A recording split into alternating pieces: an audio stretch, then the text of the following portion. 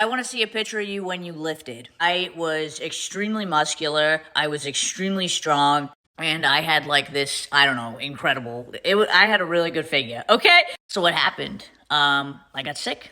Eventually I got so sick that thinness was the only thing I cared about. So I began to get thinner and thinner. And the crazy thing is, I would look at these photos and think I was fat.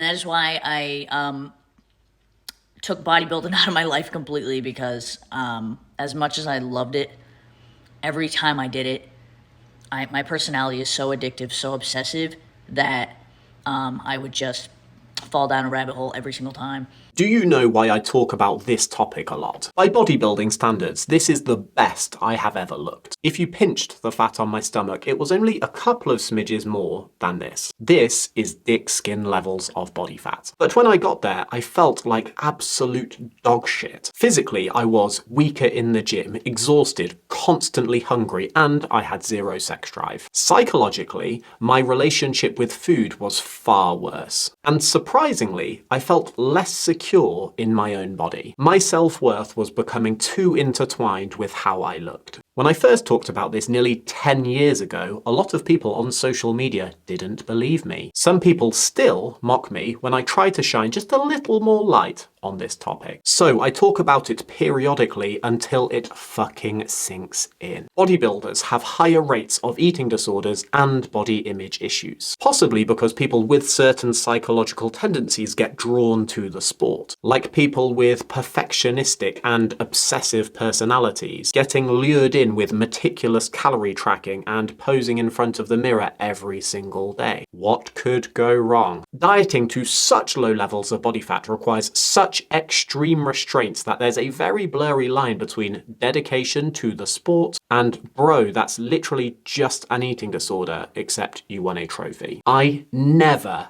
ever talk about this to deter you from doing whatever you want to do with your body. I just try to make sure that if you decide to go down that path, you are aware of the possible risks so you can keep yourself safe. Please don't obsess so much about the way you look that you accidentally dropkick your physical and mental health off a cliff. How you look is not a good indicator for how healthy you are or how good you feel.